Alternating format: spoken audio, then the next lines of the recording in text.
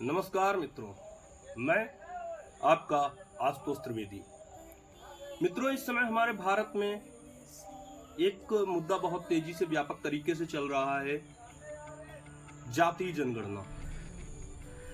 ये कहाँ तक उचित है, इसके क्या फायदे हैं, क्या नुकसान है, इसके बारे में तो हम बाद में जानकारी देंगे और चर्चा करेंगे कि ये क्या जायज है या नहीं। उससे पहले हम जानेंगे कि जनगणना होती क्या है। किसी भी देश या किसी भी क्षेत्र के लोगों के बारे में विधिवत उनकी जानकारी संकलित कर उसे संरक्षित करना ही जनगणना कहलाता है। जनगणना एक निश्चित समांतराल के बाद में की जाती है। मित्रों, सबसे पहली जनगणना विश्व की 3800 ईसा पूर्व कराई गई थी, जो कि बेबीलोन साम्राज्य द्वारा कराई गई थी, जिसमें जनगणना कहना विद्वान उचित नहीं मानते हैं, क्योंकि उसमें लोगों के पशुओं की, सब्जियों की, दूध की, शहद की, मक्खन की इत्यादि जानकारियां भी संकलित की गई। सबसे ज्यादा सटीक जनगणना विश्व की पहली मानी जाती है, वो चीन के हान राजवंश द्वारा 2 ईसा पूर्व कराई गई। अब मित्रों, बात आती है हमारे भारत की, हमारे हिंदुस्तान की। हमारे देश में पहली जनगणना 1872 में लॉर्ड मेयो द्वारा कराई गई थी। हालांकि ये पूर्ण जनगणना नहीं है। पूर्ण जनगणना 1881 में वायसराय लॉर्ड रिपिन द्वारा कराई गई। उस समय हमारे भारत की आबादी 20.9 करोड़ थी और उसके बाद में हर 10 साल के अंतराल में भारत में जनगणना होती है। सबसे पहले आपको बताते हैं कि वो जो क्रमशः जनगणना रही, उस समय हमारे देश की जनसंख्या क्या रही।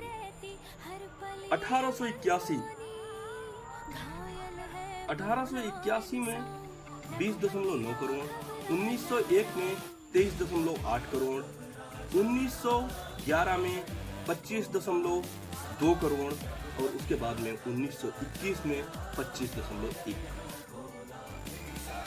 1931 में 27.9 करोड़, 1941 में 32.4 करोड़, 1951 में 36.1 करोड़, 1961 में 43.9 करोड़, 1971 में 54.8 करोड़, 1981 में 68.3 करोड़, 1991 में 84.4 करोड़, 2001 102.8, 2011 121.01।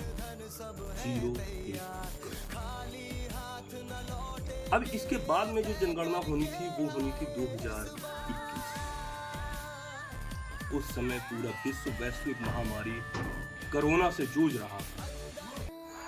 वैश्विक महामारी के चलते उस समय की तत्कालीन प्रधानमंत्री हमारे नरेंद्र मोदी जी ने उस जनगणना को उस समय आगे बढ़ा दिया, जो कि वाकई में एक सराहनीय पहल थी, क्योंकि उस समय समूचा विश्व ऐसी महामारी से ग्रसित था जो मानवता के लिए एक चुनौती बना। जनगणना हमारी लेट हुई और फिर से उसे कराने का समय अब आया कि उसे कराई जाए। कई लोगों ने बहुत मुद्दे को उठाया। राजनीति करने वाले नेताओं ने, बड़ी पार्टी के दिग्गज नेताओं ने, कद्दावर नेताओं ने कहा कि जातीय जनगणना होनी चाहिए और अंततः सरकार ने उसे मंजूरी दी। मित्रों, सोचने वाली बात है, अखंड भारत, एकजुट भारत, एकता में अनेकता जैसे नारे दिए जाते हैं, क्या उस देश में जातीय जनगणना सही है? एक तरफ नारा दिया जाता है कि हम लोगों को एक होना है, एकता में शक्ति है, दूसरी ओर सरकार की ओर से ये जाति जनगणना कराई जाती है। क्या उचित है जाति जनगणना?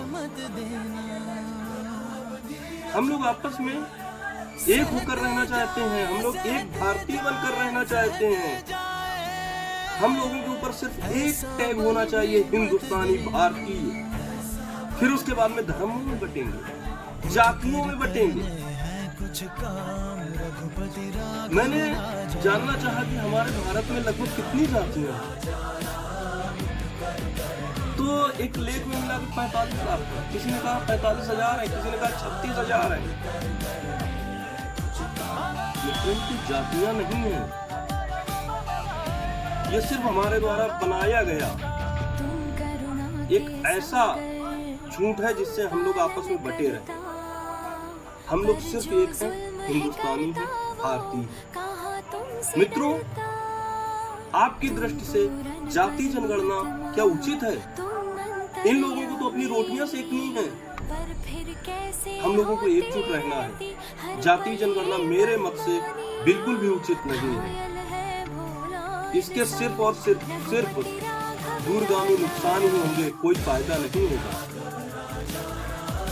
धन्यवाद मित्रों, आप भी अपनी राय कमेंट में जरूर दीजिएगा कि क्या जाति जनगणना उचित है या नहीं, जरूर बताइएगा।